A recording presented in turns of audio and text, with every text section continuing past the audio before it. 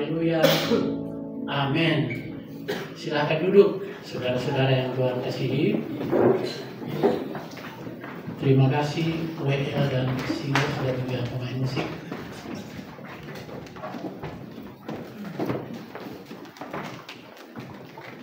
Ya, baik. Hari ini banyak yang tidak ikut ibadah karena ada tugas lari maraton.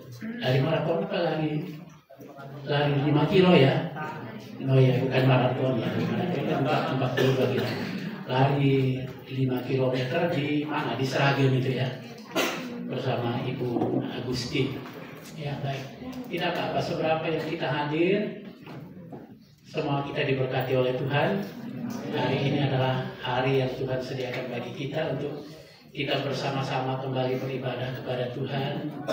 Kemudian ada kesempatan kita bisa kembali mendengarkan firman Tuhan.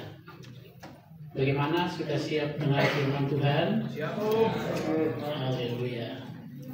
Terima kasih untuk suaranya yang keras itu ya.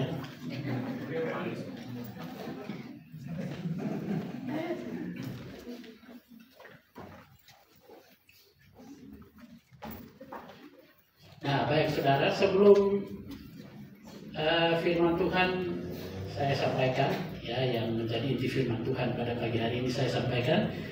Saya ingin kita baca dulu 2 Timotius 3 ayat 16. Ini ayat yang biasa. Sepertinya minggu lalu dan beberapa minggu yang lalu ya. Ayat ini dibacakan. Tapi saya ingin kita baca pagi hari ini.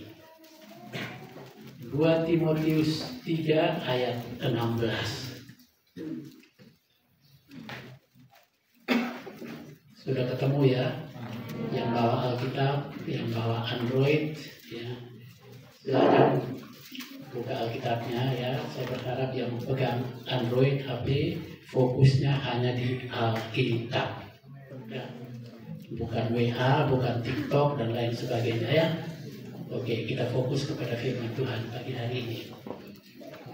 2 Timotius 3 ayat yang ke-16. Firman Tuhan berkata demikian di situ. Segala tulisan yang diilhamkan Allah memang bermanfaat untuk mengajar, untuk apa lagi? Menyatakan kesalahan, untuk apa lagi? Memperbaiki kelakuan, dan untuk apa? Mendidik orang dalam kebenaran. Ya. Itu fungsinya firman Tuhan. Firman Tuhan yang kita baca pagi hari ini, yang nanti kita dengarkan bersama, yaitu fungsinya seperti itu ya. Jadi mengajar, menyatakan kesalahan, memperbaiki kelakuan dan mendidik. Nah, saya berharap ketika kita mendengarkan firman Tuhan atau membaca firman Tuhan, kita tetap ingat ini. Firman Allah yang kita dengar, yang kita baca, itu semuanya tujuannya adalah untuk kebaikan kita. Amin. Ya. Kadang-kadang firman Tuhan datang kepada kita itu tidak hanya sekedar untuk menyenangkan telinga kita, tetapi kadang-kadang firman Tuhan itu datang membuat telinga kita merah. Hati kita bergejolak, rasanya tidak enak. Kadang-kadang ada rasa tidak senang ketika firman Allah datang kepada kita. Tetapi itulah firman Tuhan. Ya. Tujuannya hanya satu, untuk memperbaiki kehidupan kita. Dan saya dari dulu, saya tetap berpegang pada itu. Firman Allah itu baik bagi saya untuk merubah hidup saya. Hidup yang jelek, hidup yang buruk, hidupku yang rusak, yang amburadul, ya, diperbaiki oleh firman Tuhan. Yang penting respon kita terhadap firman Tuhan. Ketika firman Allah datang kepada kita, bagaimana respon hatimu kepada firman Allah? Kalau responnya baik, pasti hidupmu berubah. Tapi kalau responmu salah, ya, saudara akan tetap terpuruk di dalam kondisimu. Oleh karena itu, mari kita ketika mendengarkan firman Tuhan, kita pasang telinga kita, buka hati kita, ya, minta supaya Roh Tuhan menolong kita sehingga kita dapat menangkap sesuatu dari firman Allah yang kita dengarkan bersama. Amin, saudara-saudara yang Tuhan kasihi. Haleluya. Ya, baik. Nah, kita sekarang maju kepada apa yang akan saya sampaikan dari firman Tuhan ini. Firman Tuhan ini saya beri judul, senangkanlah hati Tuhan dengan hidupmu.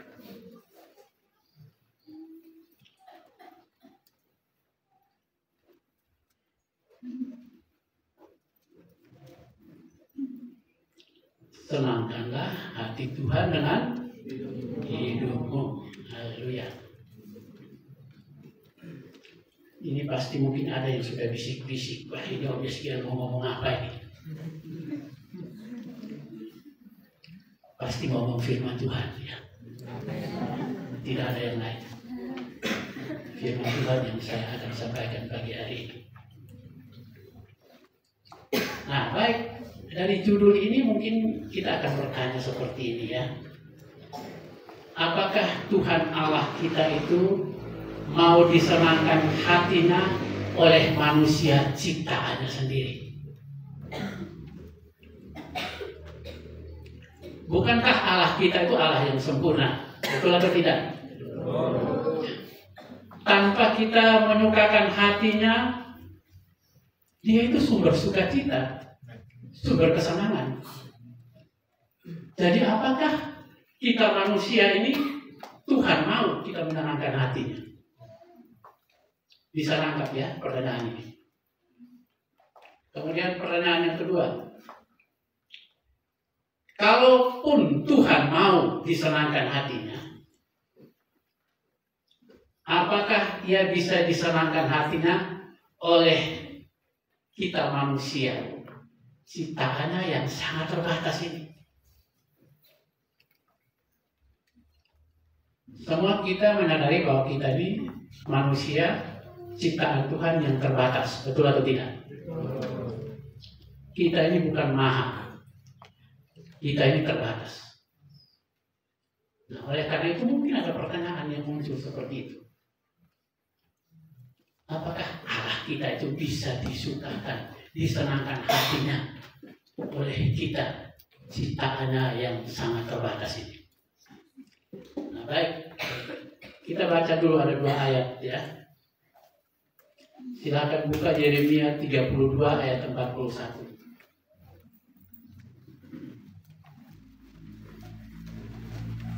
Kemudian siapkan Sefanya 3 ayat 17.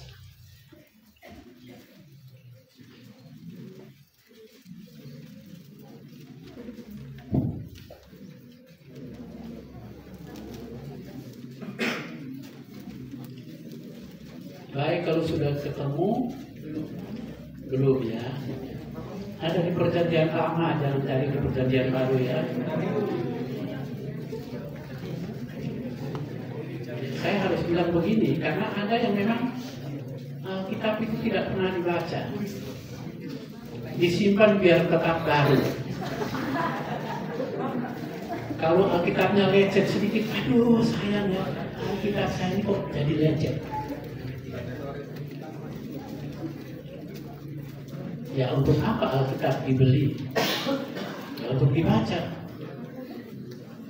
Nah kalau baru terus itu berarti ya memang tidak pernah baca Alkitab. Oke, sudah ketemu belum? Yeremia 32 ayat 41. Baik, saya akan bacakan untuk kita sambil saudara simak. Aku di sini adalah Tuhan, ya. Aku akan bergirang karena mereka, untuk berbuat baik kepada mereka, dan aku akan membuat mereka tumbuh di negeri ini dengan kesetiaan, dengan segenap hatiku dan dengan segenap jiwaku. Aku akan bergirang karena mereka. Ini Tuhan sendiri yang berkata, saya itu akan bergirang karena mereka. Mereka itu siapa? Umat Tuhan. Kita umat Tuhan. Ini satu bukti bahwa kira-kira Tuhan itu mau nggak disenangkan hatinya? Mau. Dan bisa atau tidak? Bisa. Jadi tidak ada alasan bagi kita untuk berkata bahwa Tuhan itu tidak bisa disenangkan hatinya atau tidak mau disenangkan hatinya. Justru Tuhan mau disenangkan hatinya. Kemudian Sefanya 3 ayat 17. Firman Tuhan berkata demikian di sini. Tuhan Allahmu ada di antaramu sebagai pahlawan yang memberi kemenangan. Selanjutnya, Ia bergirang karena engkau dengan sukacita. Ia membarui engkau dalam kasih-Nya. Ia bersorak-sorak karena engkau dengan sorak-sorai. Nah, ini luar biasa. Tuhan kok mau bersorak-sorai? Mungkin bagi kita manusia ini sesuatu yang masa seperti itu loh. Tuhan itu kan raja. Dia pasti tampil begitu mengagumkan. Dan kalau dia raja yang tampil mengagumkan itu, masa dia mau bersorak-sorai? Ini kan sesuatu yang tidak bisa diterima oleh logika manusia. Betul atau tidak?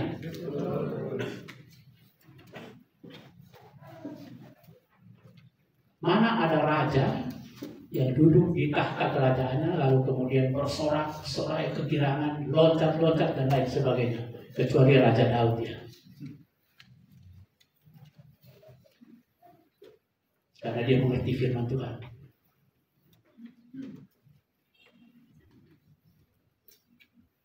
Dari 2 ayat ini kita bisa mengerti bahwa Allah mau disenangkan hatinya. Tuhan mau disukakan hatinya. Oleh karena itu judul firman Tuhan yang saya sampaikan pagi hari ini, yang saya berikan pagi hari ini, saya percaya ini tidak salah ya. Senangkanlah hati Tuhan dengan hidupmu. Dan biar itu menjadi komitmen dari kita semua anak-anak Tuhan.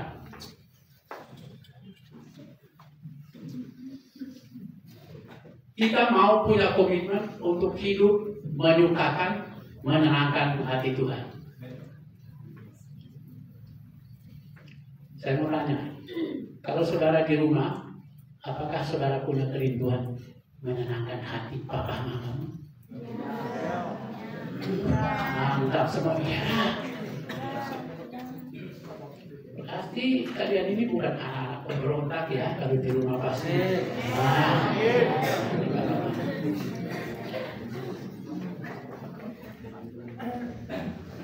Saudara, kalau kita punya keinginan, punya kerinduan untuk menyukakan hati orang tua kita, apalagi dia? Dia yang menciptakan kita. Dia yang membuat engkau dan saya hadir di bumi ini. Kalau dialah yang menghadirkan kita di bumi ini, masakan hidup kita ini tidak mau berusaha untuk menyenangkan hati Tuhan?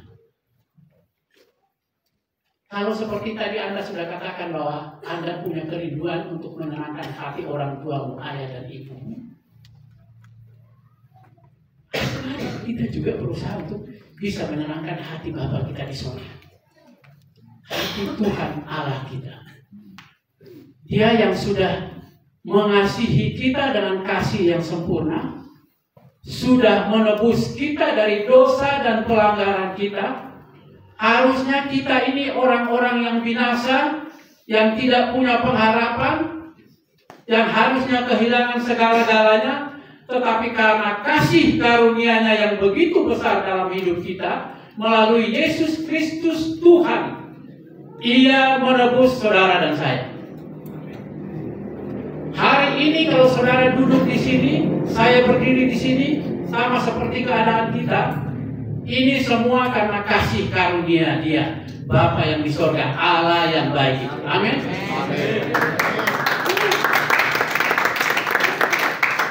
Oleh karena itu tugas kita hanya itu. Ayo hidup menyenangkan hatinya.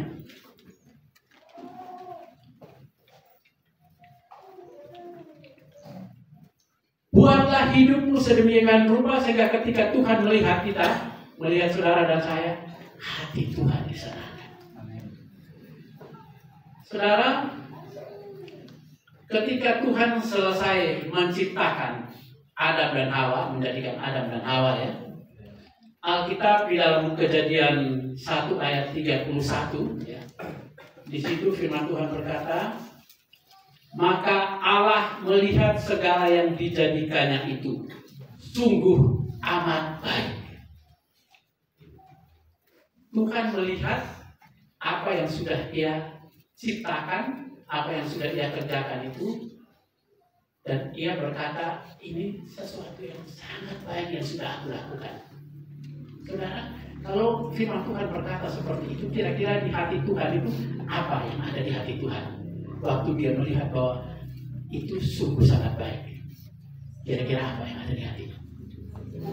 Senang.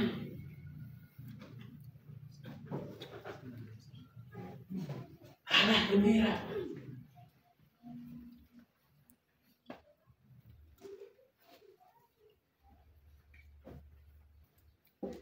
Allah itu juga sama seperti kita manusia, dalam arti begini, Dia itu menciptakan kita segambar dengan dirinya. Oleh karena itu kalau kita manusia bisa bersuka cita, manusia bisa senang, ya Allah kita juga seperti itu. Jadi jangan menggambarkan Allah itu seperti pribadi yang kaku, duduk di tahta kerajaannya, tidak berbuat apa-apa, hanya tahu perintah dan lain sebagainya. Tidak seperti itu. Allah kita itu adalah pribadi ilahi, roh adanya, tetapi kita ini mengambil rupa dari Tuhan. Jadi kalau saudara dan saya melihat diri kita ini, ya, apa yang kita lakukan, kita bisa bersuka cita, bisa senang, ya, bisa beraktivitas, ya Allah kita itu juga seperti itu. Tetapi tentunya lebih. Kenapa? Karena memang Dia pribadi ilahi. Waktu Dia melihat ciptaannya itu, Dia berkata, sungguh amat baik. Jadi saudara dan saya ini di mata Tuhan adalah sungguh amat baik. Saudara dan saya ini ciptaan yang mulia.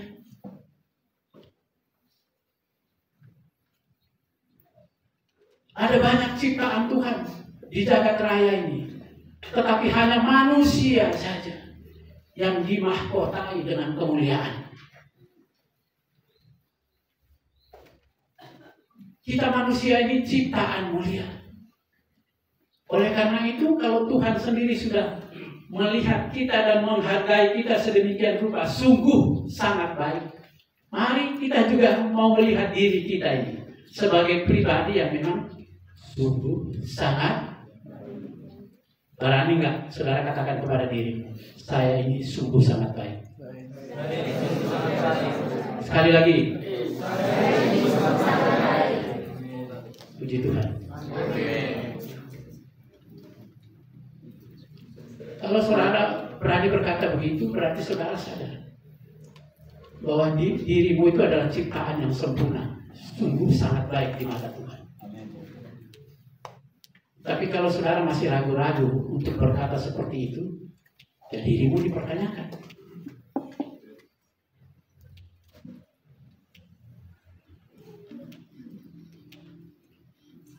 Nah, oleh karena kita manusia ini ya adalah objek utama sukacitanya Tuhan, selain ciptaan-ciptaan yang lain, maka kewajiban kita manusia ini juga adalah kita harus bisa menyukakan hati Tuhan. Amin. Amin.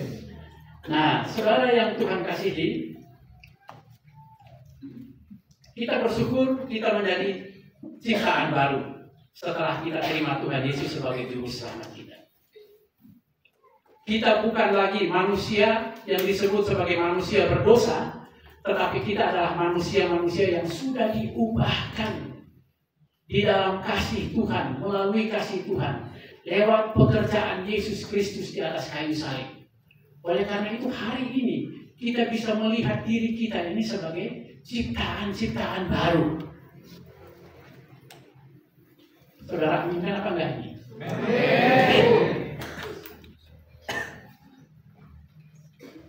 Saudara dan saya, kalau sudah menerima Tuhan Yesus sebagai juru selamat pribadi,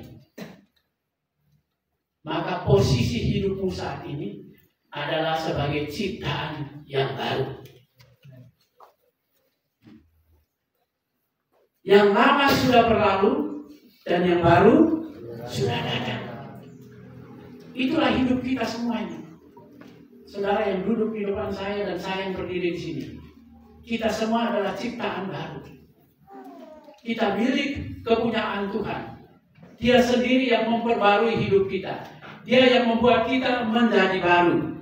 Nah, oleh karena itu, mari bersama-sama kita memperhatikan hidup kita masing-masing. Di dalam kita menjalani kehidupan kita sebagai ciptaan baru ini, apakah selama ini kita sudah hidup menyenangkan hati Tuhan? Saudara yang sudah menjadi ciptaan baru 1 tahun, cek dirimu. Apakah selama 1 tahun hidupmu menyukakan hati Tuhan? Yang sudah 10 tahun, cek dirimu. Apakah selama perjalanan hidupmu sudah banyak menyukakan hati Tuhan? Yang sudah 20 tahun, cek dirimu. Yang sudah 50 tahun, yang sudah mbah-mbah, sudah engkong-engkong. Seperti saya ini. Saya harus bertanya kepada diri saya.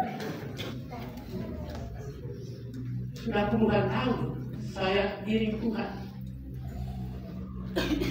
Saya menjadi manusia ciptaan baru. Apakah hidupku sudah menyukakan hati Tuhan? Kita perlu bertanya kembali kepada diri kita masing-masing. Kita mungkin sudah terlibat dalam berbagai macam pelayanan.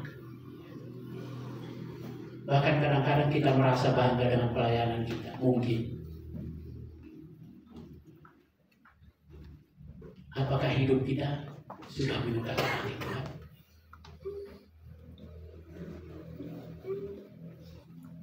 Nah, baik, kalau begitu, kira-kira apa yang harus kita lakukan untuk kita bisa terus hidup menenangkan hati Tuhan ya, dalam kehidupan kita? Nah, saudara, ada banyak hal yang sebenarnya harus kita lakukan. Tapi saya hanya simpulkan dalam 1 kalimat, tapi nanti akan diuraikan. Kita harus mau menenangkan hati Tuhan dengan 1 hal saja. Tetap mengerjakan keselamatan yang sudah kita terima dari Tuhan kita Yesus Kristus. Amin. Itu saja. Kecuali yang belum diselamatkan ya. Yang masih ragu-ragu dengan keselamatanmu, saya mau katakan hari ini kalau masih ragu-ragu, minta Tuhan Yesus masuk di hatimu.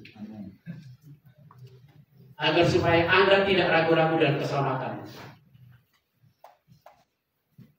Tapi bagi kita semua yang sudah punya kepastian bahwa di dalam diri kita ada keselamatan karena kita sudah terima Tuhan Yesus sebagai juru selamat pribadi kita, tugas kita untuk bisa menyukakan hati Tuhan adalah ini. Kerjakanlah keselamatanmu. Ya, di dalam Filipi 2 ayat 12, Rasul Paulus menulis di situ, "Hai saudara-saudaraku yang kekasih, kamu senantiasa taat.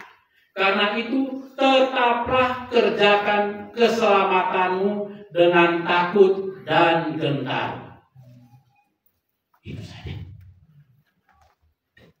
Kalau mau menenangkan hati Tuhan, ayo kerjakan keselamatan yang sudah saudara dan saya terima.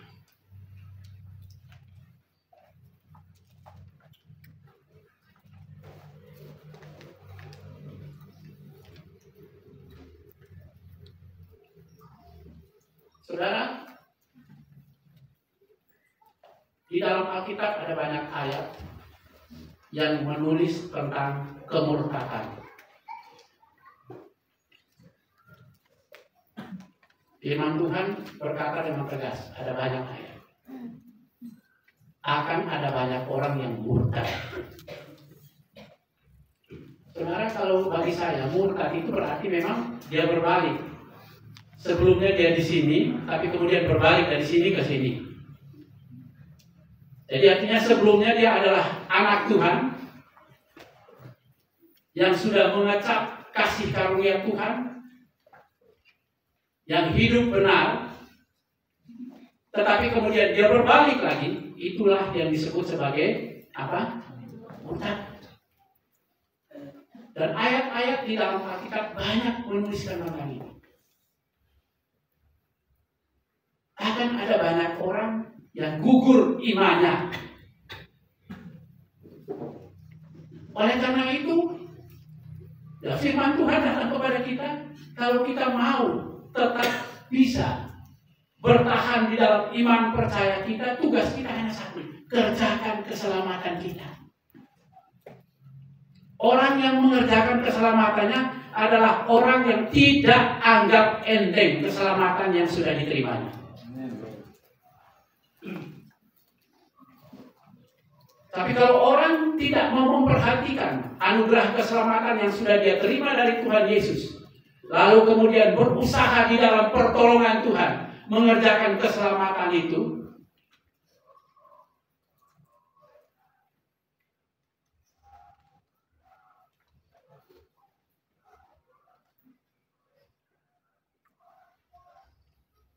dia adalah orang yang memang tidak menghargai keselamatan yang sudah diterima oleh dia dari Tuhan. Oleh karena itu sering kita diingatkan, jangan anggap enteng keselamatan yang sudah kita terima. Itu Tuhan berikan kepada kita dengan cuma-cuma. Gratis, cuma-cuma, tapi tidak murahan. Dengarkan baik-baiknya. Gratis, cuma-cuma, tetapi tidak murahan. Itu mahal harganya. Itulah yang akan membawa kita masuk ke ketegangan. Saudara dan saya tidak akan selamanya ada di bumi. Waktunya tiba kita akan meninggalkan bumi. Dan kemana kita akan pergi? Tergantung dari kita.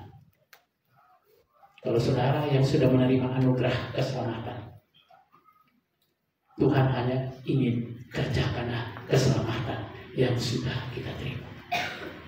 Amin, saudara. Nah, saudara, mengerjakan keselamatan yang sudah kita terima, pagi hari ini ada 3 hal yang ingin saya sampaikan. Apa yang kita harus lakukan sebagai tanda bahwa kita ini sedang mengerjakan keselamatan yang sudah kita terima secara cuma-cuma dari Tuhan. Yang pertama, ini hal yang berkali-kali saya sampaikan di sini. Saudara yang sedang mengerjakan keselamatan saudara, pasti saudara tunjukkan lewat ini. Tidak menjalani hidup manusia barumu dengan cara hidup manusia lama.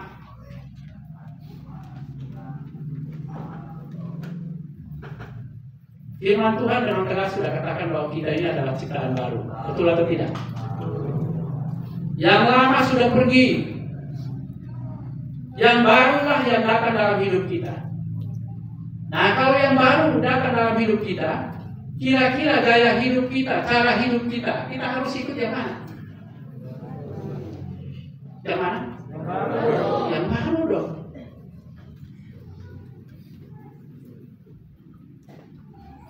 Masa menerima ciptaan baru di dalam diri kita, lalu kemudian gaya hidupnya gaya hidup manusia lama? Itu kan tidak cocok itu. Itu kan sama seperti kirbat anggur, ya. Kirbat anggur bekas yang lama, ya. Lalu kemudian terima anggur yang baru. Kira-kira apa yang terjadi dengan kirbat anggur tadi? Ya, ya jebol dong, sobek.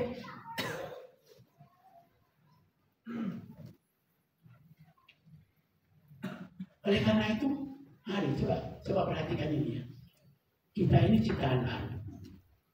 Oleh karena itu, mari jalanilah hidupmu sebagai manusia baru dengan cara hidup yang baru juga. Amin.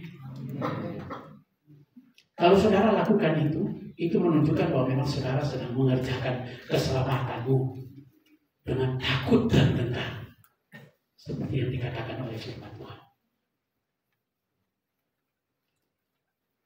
Kenapa saya harus tekankan ini?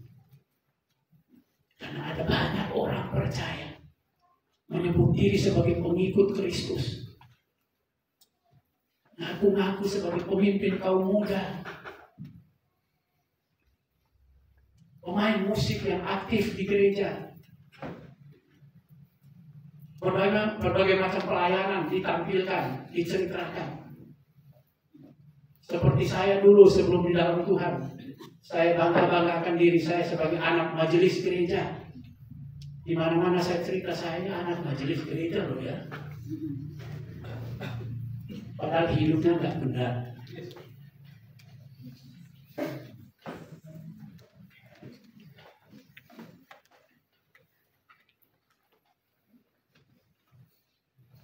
Ini hal yang serius, saudara. Kalau kita masih terus menjalani hidup baru kita ini dengan gaya hidup lama, itu akan sangat berbahaya bagi kehidupan rohani kita. Oleh karena itu, setiap kali kalau saudara dengar firman Tuhan seperti ini, tidak usah marah. Tidak usah marah. Tapi mari pasang kuping, dengarkan baik-baik, minta Roh Kudus menolongmu untuk mencerna firman Tuhan, dan firman Allah itu akan menolong. Saya mengatakan ini dunia semakin hari semakin jahat. Kejahatan akan terus bertambah dengan model-model baru kejahatan. Kejahatan yang kita bisa lihat langsung, belum lagi kejahatan di dunia maya. Ya, saudara pegang Android itu di dalamnya ada berbagai macam hal, ada Alkitab di situ, tapi Alkitab bercampur aduk dengan segala macam hal yang lain. Betul atau tidak? Yang betul itu bertobat ya.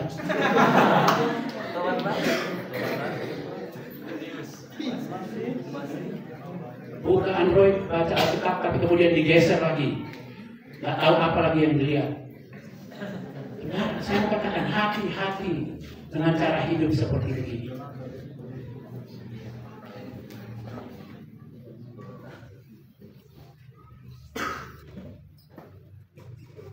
Mari kita belajar untuk punya rasa takut dan gentar kepada Tuhan. Seperti yang sudah dikatakan tadi, ayo kerjakan keselamatan kita dengan takut dan gentar.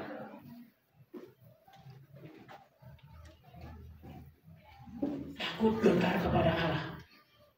Takut dan gentar kepada penghukuman yang bisa kita terima kalau kita tidak bersungguh-sungguh di dalam Tuhan.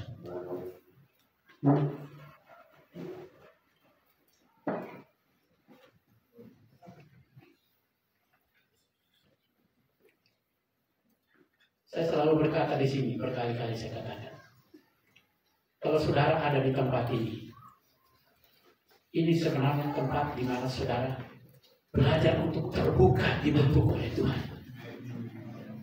Ini tempat pembentukan Tuhan bagi hidupmu, atas hidup. Dan saya percaya kalau saudara terbuka untuk diproses dan dibentuk oleh Tuhan, selesai dari tempat ini saudara keluar ke sana, saudara pasti akan jadi berkat. Oleh karena itu, selama ada di tempat ini, berusahalah di dalam pertolongan Tuhan supaya manusia lamamu itu dimatikan. Seperti yang firman Tuhan katakan, matikanlah manusia lamamu, kuburlah manusia lamamu di sini. Jalani hidupmu dengan cara hidup yang baru di dalam Tuhan. Yang sudah mati, yang sudah dikubur itu jangan digali lagi.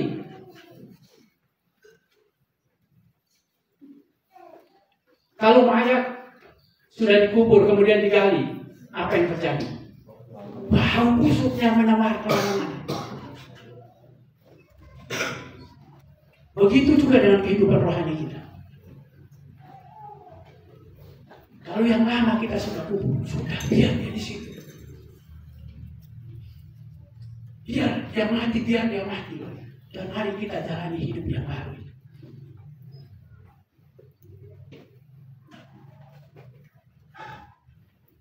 Ada satu ungkapan ya yang saya suka ini ungkapan. Ungkapan itu berkata seperti ini. Si aku yang kaku dan tidak laku harus dipaku. Si aku yang kaku dan tidak laku harus dipaku. Dipaku di mana? Di salib. Makanya firman Tuhan katakan pikulah salibmu setiap hari dan ikutlah aku.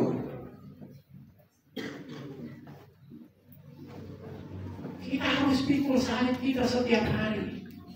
Untuk apa? Mematikan semua kelemahan-kelemahan kedagingan kita, ya, ketidakberesan hidup kita harus dipaku di salib. Bukan salibnya Tuhan Yesus, tetapi salib kita. Yang kita pikul itu bukan salib Tuhan Yesus. Seringkali orang salah pengertiannya, pikirnya salib Tuhan Yesus yang dipikul. Siapa yang bisa pikul salibnya Tuhan Yesus?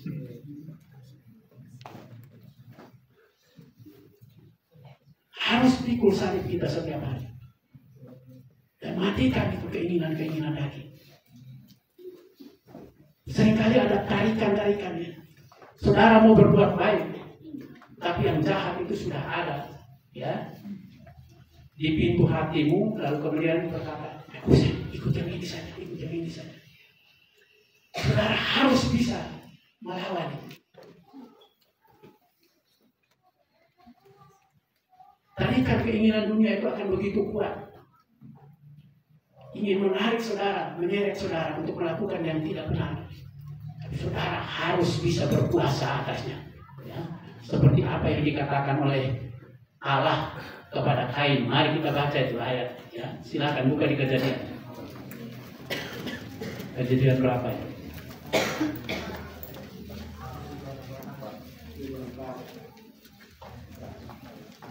Kejadian 4 ayat yang ke-7.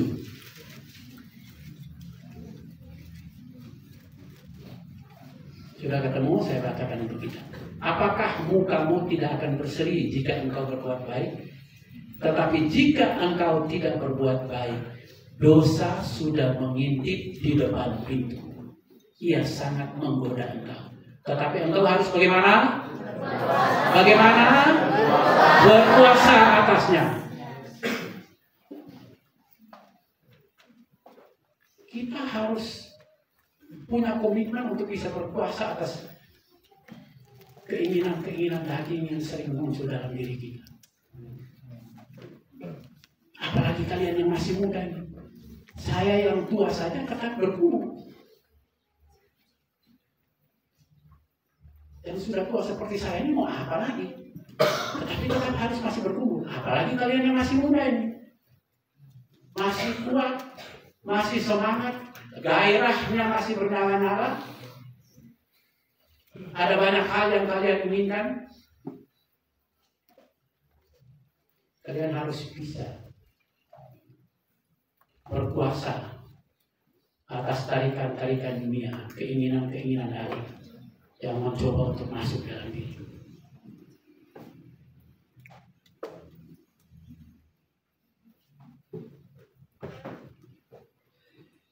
Jadi ini yang pertama, tidak menjalani hidup manusia baru dengan cara hidup apa?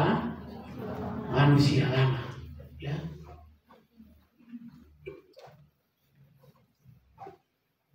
Saudara yang Tuhan kasihi, orang percaya yang menjalani hidupnya ya dengan cara hidup manusia baru pasti akan sangat memperhatikan bagaimana cara ia hidup. Seperti yang dikatakan di dalam Efesus 5 ayat 15. Di situ dikatakan demikian. Karena itu perhatikanlah dengan saksama bagaimana kamu hidup. Janganlah seperti orang bebal, tetapi seperti apa? Orang arif. kita harus hidup sama seperti orang arif, ya, bukan orang bebal, bukan orang bodoh. Bebal itu kan bodoh tapi yang sudah keterlaluan itu. Kalau sudah dibilang bebal itu ya mungkin lebih dari keledai itu ya.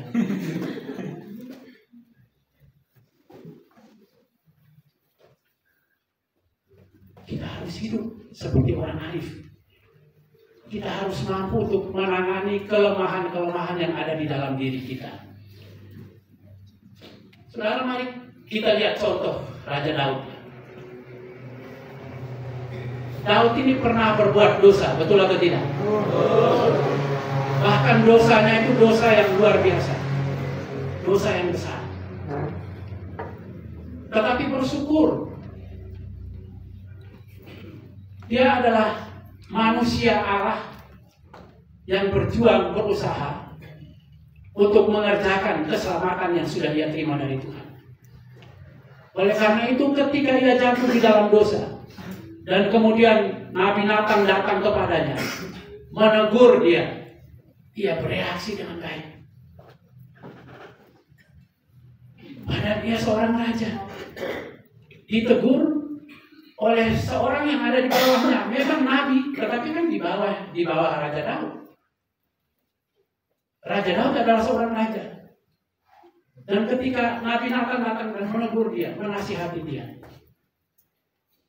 ia dengan hati yang terbuka, hati yang tulus, menerima teguran dari Nabi Nathan.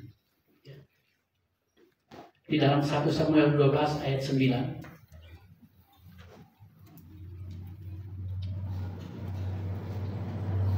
Nabi Nathan datang dan berkata kepada Daud seperti ini, mengapa engkau menghina Tuhan dengan melakukan apa yang jahat di matanya? Uria orang Het itu kau biarkan ditewaskan dengan pedang. Istrinya kau ambil menjadi istrimu, dan dia sendiri telah kau biarkan dibunuh oleh pedang Bani Ammon. Kemudian ayat 12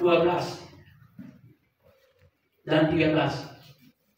Sebab engkau telah melakukannya secara tersembunyi, tetapi aku akan melakukan hal itu di depan seluruh Israel secara terang-terangan. Lalu berkatalah Daud kepada Nathan, aku sudah berdosa kepada Tuhan. Saudara perhatikan itu.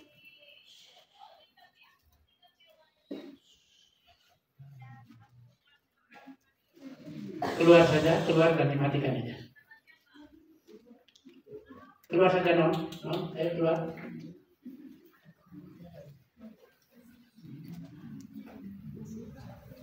Saya kan baru bicara tadi ya. Ayo Androidnya, mari kita fokus kepada kita ya. Dan ternyata ada yang masih tidak taat. Dan akhirnya karena ketidaktaatan dibuka supaya kita lihat semua, tahu semua. Betul loh?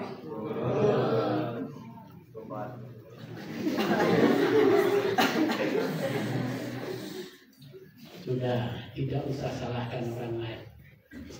Anda juga bisa berbuat salah yang sama. Siapa tahu Anda lakukan, tetapi ya tidak diizinkan untuk diketahui.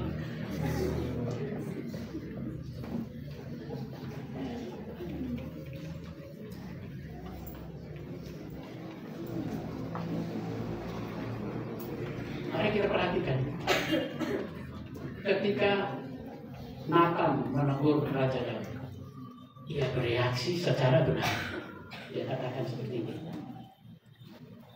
aku sudah berdosa kepada Tuhan. Lalu kemudian apa yang Nabi Nathan katakan kepada dia?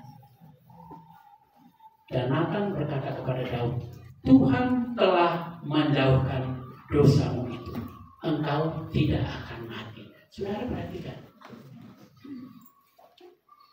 firman Tuhan datang kepada Nathan untuk disampaikan kepada Daud. Di situ dikatakan apa yang dikatakan oleh Tuhan. Tuhan telah apa? Menjauhkan dosamu. Ini berarti waktu Daud berkata,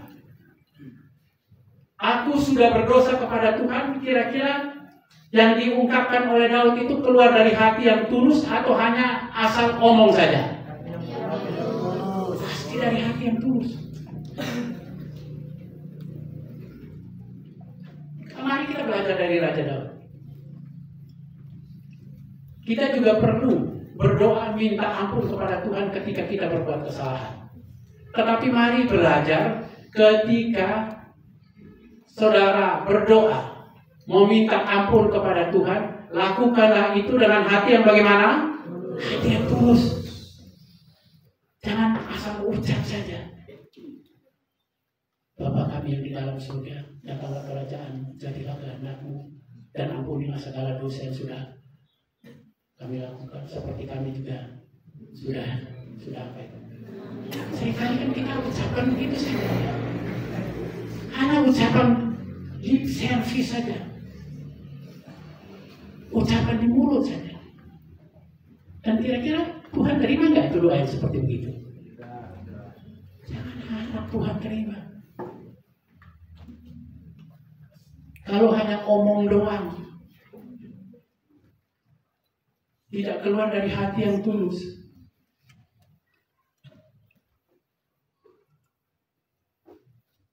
perhatikan Daud. Ketika dia berbicara hanya satu kalimat, tapi karena satu kalimat itu dia ucapkan dengan hati yang tulus, Nathan berkata, Tuhan sudah menghapuskan dosaku. Dan itu janji Tuhan bagi kita semua ya.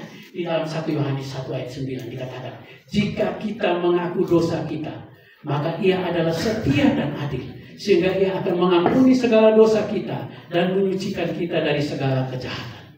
Itulah Allah kita, Tuhan kita. Kalau saudara dan saya ketika melakukan kesalahan, kemudian kita berespon dengan baik, waktu Roh Kudus mengingatkan kita bahwa ini salah, ayo minta ampun kepada Tuhan dan lakukan itu dengan hati yang tulus. Dan percaya, ketika saudara dan saya lakukan itu dengan hati yang tulus, saudara dan saya akan terima pengampunan. Dan hasil dari pengampunan yang Tuhan berikan, saudara akan menikmati hati yang damai sejahtera. Amin. Tidak merasa seperti cacing kepanasan karena masih ada kesalahan yang dilakukan.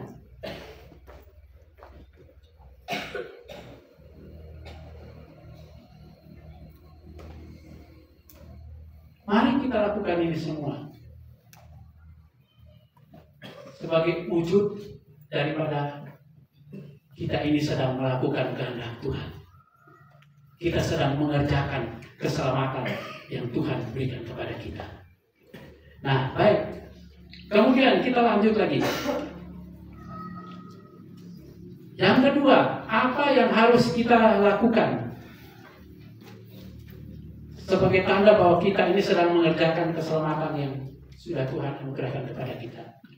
Yang kedua adalah mari kita hidup sebagai prajurit Allah yang selalu siap sedia untuk berperang. Saudara, saya mau katakan ini, dunia ini seperti yang saya katakan tadi, dunia ini semakin tambah jahat. Dan sebagai anak-anak Tuhan, kita diharuskan untuk berdiri teguh dan kemudian harus mau berperang. Untuk apa? Untuk kehidupan rohani kita ini. Itu wujud dari kita sedang mengerjakan keselamatan yang Tuhan berikan kepada kita. Makanya di dalam Efesus pasal yang ke-6, ya, Efesus pasal yang ke-6,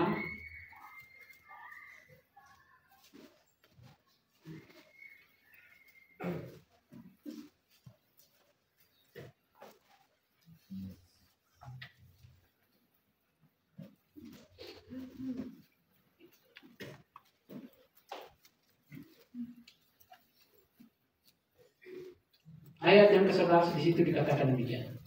Kenakanlah seluruh perlengkapan senjata Allah, supaya kamu dapat bertahan melawan tipu muslihat iblis. Kenapa saudara dan saya disuruh untuk mengenakan perlengkapan senjata?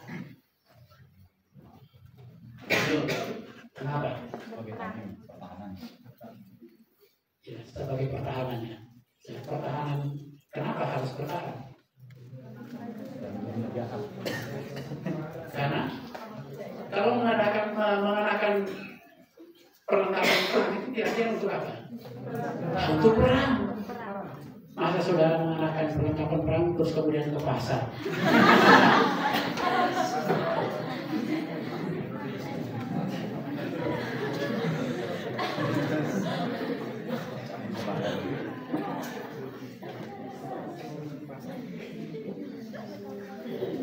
Efesus pasal 6 ayat 11 itu, kenakanlah seluruh perlengkapan senjata Allah. Kalau kita diperintahkan untuk mengenakan seluruh perlengkapan senjata Allah, itu tandanya kita sedang ada di mana ini? Medan perang. Saudara dan saya, kita ini ada di medan perang. Jangan anggap enteng dalam hidupmu ya.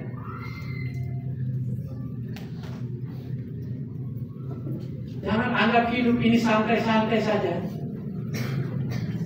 Kita ada di dalam pergumulan, ada di dalam peperangan. Oleh karena itu, kalau kita sedang mengerjakan keselamatan yang Tuhan anugerahkan kepada kita, salah satu tandanya adalah kita hidup sebagai prajurit Allah yang selalu siap sedia untuk berperang. Kita harus siap untuk berperang.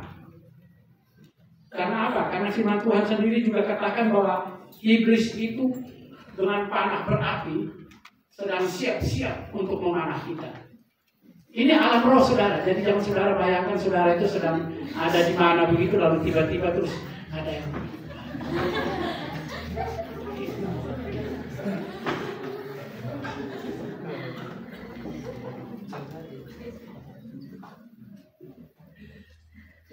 oleh karena itu kita harus waspada.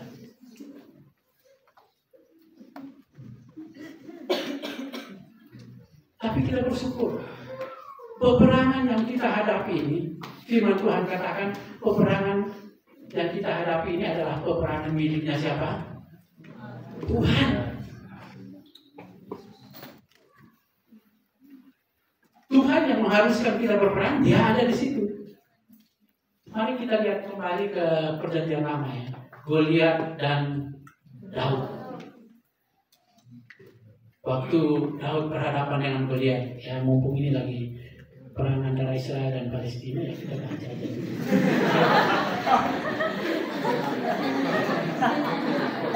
Ayo, buka Alkitabnya. 1 Samuel pasal 17.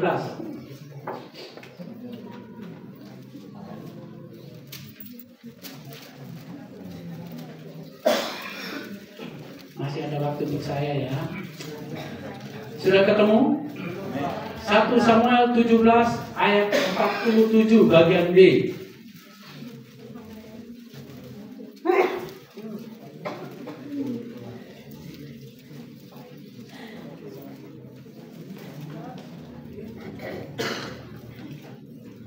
Sudah bertemu, saya bacakan ya. Ayat 47 seluruhnya saja saya bacakan. Dan supaya segenap jemaah ini tahu bahwa Tuhan menyelamatkan bukan dengan pedang dan bukan dengan roni. Sebab di tangan Tuhanlah apa? Pertempuran. Sebab di tangan Tuhanlah pertempuran.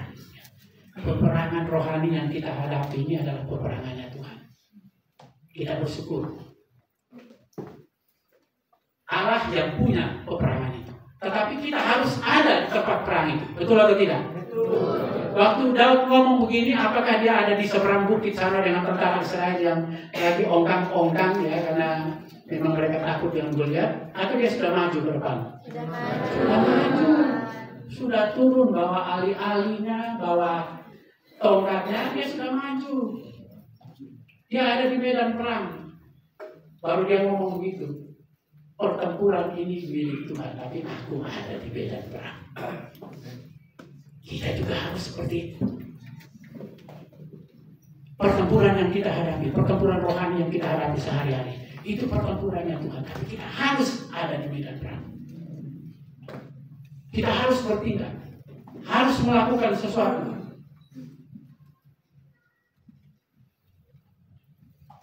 Lawan itu. Kalau ada tarikan-tarikan yang tidak beres yang datang dalam hidupmu, lawan itu. Kenakan perlengkapan rohani, ya, yang sudah disebutkan di dalam Efesus pasal 6 itu, ya. Ada ikat pinggang kebenaran, ada baju sirah keadilan, ada apa lagi? Kasut memberitakan Injil, ada perisai iman, ada ketopong keselamatan, dan juga ada pedang roh. Itu semua perlengkapan rohani yang diberikan bagi kita. Kita kenakan itu untuk melawan tipu daya iblis yang sehari-hari selalu mengganggu kita, menggoda kita. Kalau kita lakukan itu, maka kita sedang mengerjakan keselamatan yang sudah Tuhan percayakan kepada kita. Dan sekarang yang ketiga,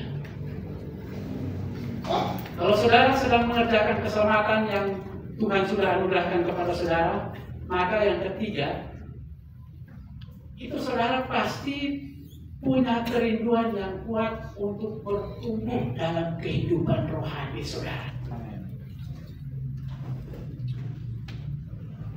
Orang yang mau mengerjakan keselamatannya dengan bertanggung jawab, itu pasti ada kerinduan yang kuat untuk rohaninya itu terus bertumbuh. Tidak santai-santai saja, tetapi setiap hari selalu berusaha, ya, di dalam dia bekerja, di dalam dia beraktivitas, apapun yang sedang dia lakukan, selalu ada dalam pikiran, aku harus berusaha untuk menyenangkan hati Tuhan.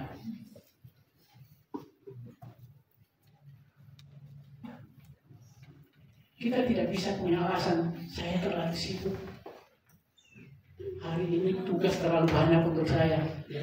Sampai tiap hari saya ada di gazebo situ. Kalau di gazebo bikin apa di situ saya juga tanya.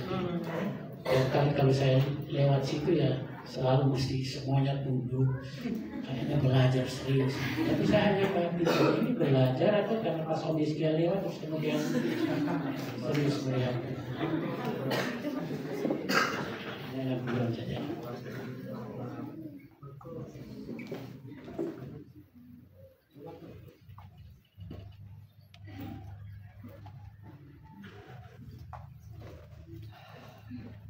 Kita harus punya kerinduan untuk bertumbuh di dalam Tuhan. Jangan mau tinggal sebagai bayi-bayi rohani. Siapa di sini yang masih merasa bayi? Ya? Bayi besar. Ya?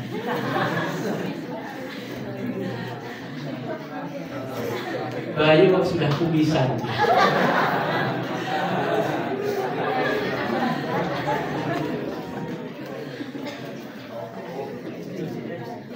Jangan mau tetap tinggal sebagai bayi-bayi rohani. Mari bertumbuh. Punya kemauan dan kerinduan untuk bertumbuh di dalam Tuhan.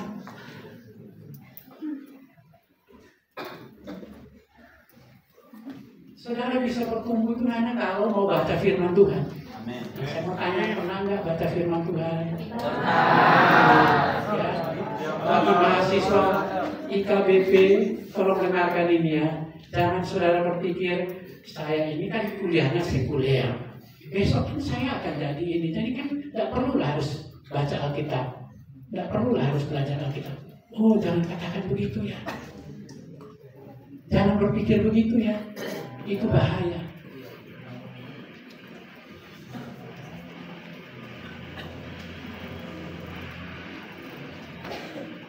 Kalau kita tidak pernah baca Alkitab, seperti ayat yang sudah kita baca pertama tadi, apa yang akan menuntun kita kepada kebenaran? Apa yang akan menunjuk kesalahan kita? Firman Tuhan kan? Nah, kalau kita tidak pernah baca firman Tuhan,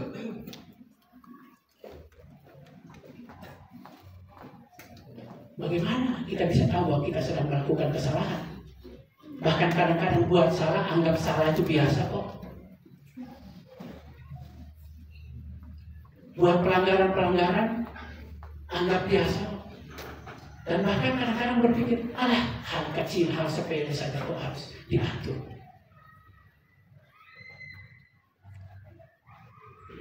Tapi justru kita harus belajar untuk menangani hal-hal yang kecil yang tidak beres di dalam hidup kita. Kalau hal kecil saja saudara tidak bisa tangani, beresi, bagaimana hal besar? Jangan bermimpi menangani persoalan-persoalan besar kalau yang kecil saja tidak bisa diselesaikan. Itu prinsip loh ya. Makanya saya itu perhatikan yang kecil-kecil. Saudara, kalau saya lewat situ dan sudah bel harus di kelas atau di perpustakaan atau di gazebo untuk belajar, saudara masih duduk di situ, saya akan katakan ayo bergerak masuk ke perpustakaan, ke gazebo atau kelas belajar. Jangan duduk di situ. Tidak elok dilihat. Mahasiswa kok duduk seperti begitu. Kalian kan mahasiswa, betul atau tidak? Mahasiswa itu kan tugasnya pas kegiatan akademik apa? Belajar dong, bukan ngerumpi.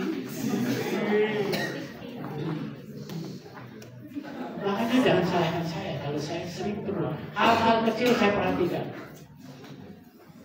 Mungkin sekarang ada yang dia skill sedikit tegur. Apa nggak ada kerjaan lain di kantor harus tegur diri? Gak apa-apa. Berpikirlah terus seperti begitu. Tapi saya mau katakan, saudara nggak akan dapat apa-apa kalau hal-hal yang kecil tidak saudara perhatikan. Anak-anakku yang di KBP belajar untuk taat. Aturan yang ada ikuti. Tidak perlu harus datang berdiri di hadapan saya dan menantang saya. Tidak perlu. Ketika saya bicara itu karena memang ada dasarnya. Ada aturan. Dan kita belajar untuk taat pada aturan-aturan yang kecil. Saya mau katakan ini sekolah pembentukan karakter. Di tempat ini saudara dibentuk dan diproses. Kami yang sudah puluhan tahun di sini, kami juga hidup berproses. Ya. Besi menajamkan besi. Manusia menajamkan manusia. Kita sering berproses. Ketika kami tegur, saudara reaksimu salah, ya kami sedang proses. Silakan, reaksimu salah itu urusanmu. Kalau saudara mau baik, terima. Tapi kalau mau tetapmu seperti begitu, silakan. Mengalirlah dengan hidupmu. Semua kita bebas, punya kehendak bebas, tetapi tetap harus dikontrol. Sebab kalau tidak ada yang mengontrol kita, ya seperti firman Tuhan katakan, maka akan liar, jadi liar. Kalau tidak ada raja, liarlah apa? Rakyat, bangsa, liar. Aturan itu penting bagi kita. Makanya jangan selalu menganggap remeh aturan, jangan menganggap remeh teguran, jangan menganggap remeh nasihat. Semua itu baik bagi kita. Saudara, saya mau katakan ya, saya ikut pendidikan di sini. Saya pernah dapat disiplin push up 15 kali di ruang makan. Karena apa? Karena kesalahan yang sebenarnya tidak saya sengaja. Membuang sampah tidak di tong sampah. Memang saya buang di tong sampah, tetapi tidak masuk ke tong sampah, jatuhnya di samping tong sampah. Kenapa? Karena terburu-buru naik ke atas untuk makan siang. Karena belnya sudah bunyi. Setelah naik sampai di atas, kepala asrama pada waktu itu lebih muda dari saya. Kami beda usia kira-kira 10 tahun, dia lebih muda dari saya. Waktu saya sudah masuk dan duduk, karena memang agak terlambat, langsung dia bicara begini. Saudara-saudara, teman-teman, kita kan sudah sepakat kalau ada yang buat pelanggaran, apa yang harus dilakukan? Semua serta katakan push up 15 kali, Pak. Oh begitu ya. Kalau begitu, ini ada saudara kita yang terlambat, Pak Yeskia. Saya disebut Pak Yeskia karena memang usia saya waktu masuk di sekolah ini, usia saya tidak muda lagi. Yang lain kan masih muda-muda. Hari ini si siang ini Pak Yeskiel melakukan pelanggaran, jadi bagaimana? Semua diam, tidak ada yang jawab. Karena semua kan masih muda-muda tuh. Tadi kan semangat jawab waktu ditanya 15 kali push up, mereka bilang iya 15 kali push up. Tapi begitu sebut saya, mereka diam semua. Tapi kemudian kepala asrama bilang ya silakan maju Pak Yeskiel. Saya maju. Dan kemudian saya push up 15 kali. Dan saudara, tenaga ini. Waktu saya push up itu memang hati saya merasa tidak enak. Kenapa? Saya melihat usia saya. Saya bukan orang muda lagi. Tapi disuruh oleh seseorang yang usianya lebih muda dari saya. Dan saya push up. Ada perasaan tidak enak waktu itu. Tapi setelah selesai saya lakukan apa yang diperintahkan, semua diam, hening. Kita makan itu seperti sendok aja waktu namanya mereka sendok begini, itu sendok nggak bunyi juga. Saya sendiri tidak tahu kenapa begitu heningnya setelah saya terima disiplin. Setelah selesai, saya pulang ke kamar. Saya duduk merenung.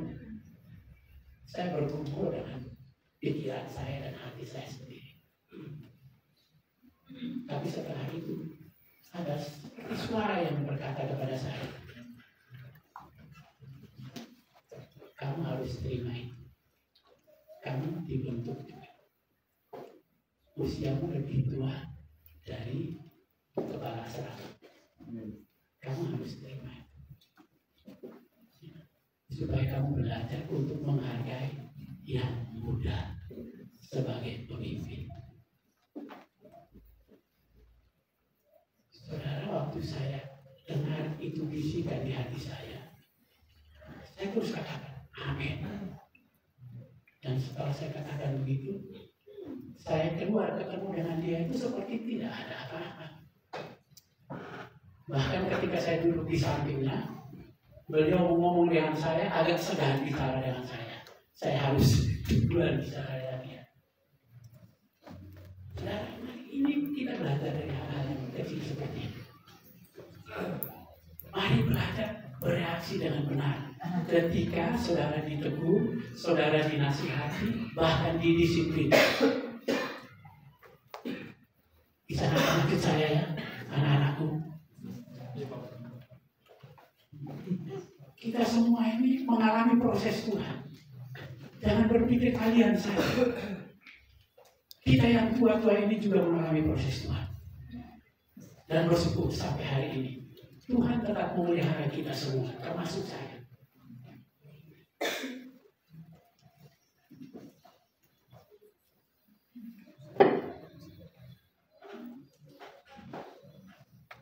Jadi mari kita perlu memiliki kerinduan untuk terus bertumbuh secara rohani. Agar supaya ketika Tuhan datang kali yang kedua, Dia menemukan kita adalah orang-orang yang memang siap untuk dibawa pergi, meninggalkan bumi ini, masuk ke dalam kekekalan. Karena memang itulah kerinduan kita, betul atau tidak? Siapa di sini yang punya kerinduan satu saat bisa ketemu dengan Tuhan? Kalau tidak angkat tangan berarti dia mau ketemu dengan siapa itu ya? Saya tidak paksa ya. Tapi kalau saudara masih ragu-ragu angkat tangan itu berarti ya memang saudara masih ragu-ragu akan ketemu dengan Tuhan. Dan ya ini serius harus diperhatikan. Siapa yang punya kerinduan satu saat ketemu dengan Tuhan? Amin.